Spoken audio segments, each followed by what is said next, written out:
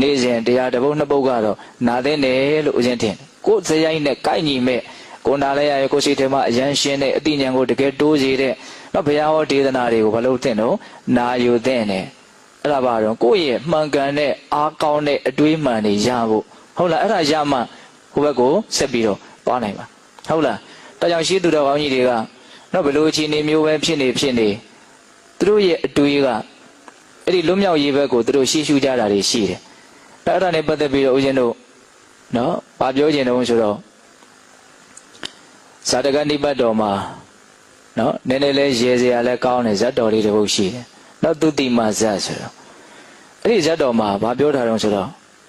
းဇင်းတို့ဘုရားလောင်းကပရောဟိတ်အမတ်ကြီးရဲ့သားတစ်ယောက်ဖြစ်တယ်အဲ့ဒါဗြဟ္မတရှင်မင်းရဲ့သားကလည်းပဲဗြဟ္မတထကုမာရဆိုပြီးတော့မင်းသားလေးပေါ့ဒါဘုရားလောင်းကပရောဟိတ်ဘုံနာရဲ့သားဆိုတော့သူကပရောဟိတ်ဖြစ်မဲ့လူပေါ့နော်အဲ့ဒါဘုရင်သားနဲ့ပရောဟိတ်သားအရန်ရင်းနှီးတယ်ခင်မင်းနဲ့တငယ်ချင်းလည်းပင်ဖက်ပြီးတော့ကြီးလာတော့အဲ့ဒါနဲ့ဘုရင်ကြီးနိုင်ရဆံကံတော်ကုန်ပြီဆိုတော့ဗြဟ္မတထကုမာရမင်းသားလေးကဘုရင်ဖြစ်တယ်သူဘုရင်ဖြစ်ပြီးတော့သူ့ရဲ့တငယ်ချင်းကိုဘာလို့ဆိုပရောဟိတ်ယာထုပေးတယ်ပေါ့ဟုတ်လားအဲ့လိုနဲ့တော့ဘုရင်ကြီးကလည်းပဲငယ်ငယ်ရွယ်ရွယ်ကံကုန်သွားဟန်တူပါတယ်။ဒါအဲ့ဘုရင်ကြီးရဲ့မိဖုရားကတိတ်ပြီးတော့အသက်မကြီးသေးဘူး40ကျော်လောက်ပဲရှိမယ်ပေါ့။သားဖြစ်တဲ့လူကငယ်ငယ်ရွယ်ရွယ်ရှင်ဘုရင်ဖြစ်တယ်။အဲ့လိုနဲ့ဒီနေ့ရောက်တော့ဘာလုပ်လဲဆိုတော့နော်ပရောဟိတ်ဘုံသားကိုဆင်းတော့မှတင်ပြီးတော့ဘုရင်ကတိုင်းကလှည့်လိုက်တာ။အဲ့ဒါကိုဒီဘုရင်ရဲ့မေတော်ဖြစ်တဲ့နော်မိဖုရားကြီးကသူ့ရဲ့သားရဲ့အသေးကိုကြည့်မယ်ဆိုပြီးတော့လေသာပရင်းကနေကြည့်တာကြည့်တော့သူ့သားနောက်မှာထိုင်ပြီးတော့လိုက်လာတဲ့ဘုရားလောင်းပရောဟိတ်ဘုံသားကိုမြင်တယ်အဲ့ဒါမြင်ချင်းပဲအလွန်တက်ဆွမ်းတဲ့စိတ်ဖြစ်ပြီးတော့မစားနိုင်မတောင်းနိုင်ဖြစ်တယ်ပြောမှလည်းရှက်တယ်ပေါ့လုံးဝမေးလို့လည်းမရတဲ့အခါကျတော့သားဖြစ်တဲ့လူကအလွန်လိမ္မာတယ်မေကိုလွန်ချစ်တယ်အဲ့ဒါနဲ့သူ့ရဲ့မိဖုရားကြီးကိုမေးခိုင်းတယ်သွားမင်းရောက်ခမကြီးကိုဘာဖြစ်တာတော့သွားမေးစားဆိုဘာလဲနောက်ဆုံးတော့မရှက်နိုင်ဘူးပြောတာအဲ့ဒီပရောဟိတ်ဘုံသားကိုမမောတဲ့အတွက်ကြောင့်ဒီလိုဖြစ်နေတာလို့ပြောတော့သားဖြစ်တဲ့သူကဘာလုပ်တယ်ထင်လဲအဲ့ဒီပရောဟိတ်ကိုခေါ်ပြီးတော့တောင်းပန်တာဗျာမင်းရှင်မင်းလုပ်ပါငါအမေကိုယူပြီးတော့ငါအင်ရှင်မင်းသားလုပ်ပါမယ်အလုံးဝမဖြစ်နိုင်ဘူးဟိုကတားတယ်ငါမလုပ်ချင်ဘူးတော့ငါဒါသိစိတ်ဝင်စားဘုရားလောင်းကလည်းအဲ့လိုဖြစ်တယ်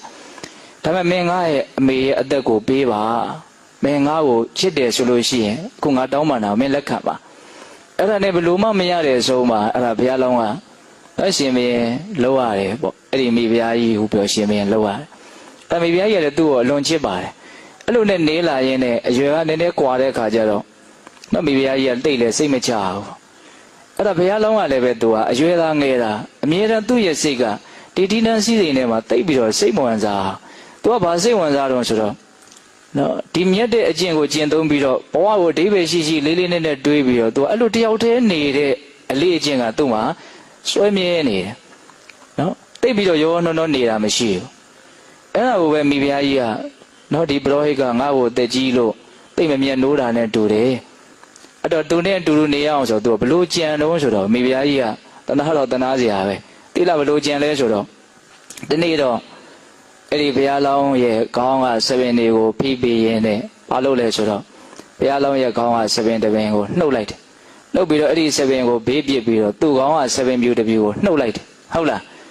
းအဲ့ဒါကတော့ကြိုးပြီးတော့နှုတ်ထားတယ်ဗောခေါင်းကဆပင်ပြူနှုတ်ပြီးတော့အဲ့ဒါဘုရားလောင်းဆပင်ကိုနှုတ်ဘုရားလောင်းဆပင်ကိုတော့ဘေးပစ်ပြီးတော့အဲ့ဒါမင်းကြီးကောင်ကဟောဒီဆပင်ပြူတွေ့ရတယ်ဆိုတော့ဘုရားလောင်းရဲ့လက်ထဲကိုဆပင်ပြူထည့်တကယ်တမ်းသူ့ခေါင်းကဆပင်ပြူကြီးဟုတ်လားလူစိတ်ကူးနဲ့ထဲတာလို့ဆိုတော့ငါအိုပြီးရှောက်ပြီးတော့ငါတွေးနေဖို့မသိဘူးဒီမိဖုရားကြီးနဲ့ပဲငါဒီလိုပဲရိုးမြေကြနေသွားဖို့ဆိုတဲ့အဲ့ဒီအတွေးမျိုးဖြစ်အောင်လို့မိဖုရားကြီးကလုပ်တယ်ဟုတ်လားအဲ့လိုလဲပြလိုက်ခါရောမှန်ကျင်တဲ့နှံ့တို့ကမကဲဘူးဟုတ်လားနော်အဲ့ဒါဘုရားလောင်းကဘာဖြစ်တုံးဆိုတော့သူကောင်းဆပင်လို့သူတကယ်ထင်တယ်အဲ့ဒါဆပင်မျိုးကြည့်ပြီးတော့ချွေးတွေထွက်လာတယ်တဲ့နော်ချွေးတွေပြကြအောင်ထွက်လာတယ်ထွက်လာပြီးတော့အလွန်ထိတ်လန့်တုန်လို့တဲ့အော်ငါဆပင်ပြူတောင်ပေါက်လာပြီလားအဲ့လိုဆိုလို့ရှိရင်ငါဒီမှာနေလို့မဖြစ်တော့ဘူးတဲ့ငါရသေးဝစ်ပြီးတော့ငါမြတ်သောကျင့်ကိုပဲကျင့်တော့မယ်ဆိုဟောအဲ့လိုဖြစ်တယ်ကဲဘလို့မှတားလို့ကိုမရတော့အဲ့ဒါမိဖုရားကြီးအဲ့ကြတော့မှသူကလိန်ညာမိတာပါဒါမင်းကြီးရဲ့ခေါင်းကဆပင်ပြူပေါ့မင်းကြီးဟာနုပြူပါသေးတယ်ငယ်ရွယ်ပါသေးတယ် ဆိုအကုန်လုံးဆပင်ပြူတပင်မှမရှိတဲ့ကြောင့်သူပြောတယ်ဒါသူကောင်းကဆပင်ပြူပါဘလို့မှပြောလို့မရတော့ gain မိဖုရားကောင်းကဆပင်ပြူပဲဖြစ်ဖြစ်ငါကောင်းကဆပင်ပြူပဲဖြစ်ဖြစ်အခုမပေါက်သေးရင်လည်းပြီးရင်လည်းပေါက်လာမှာပဲဆိုတဲ့အတွေးနေမှာပေါ့ဟုတ်လား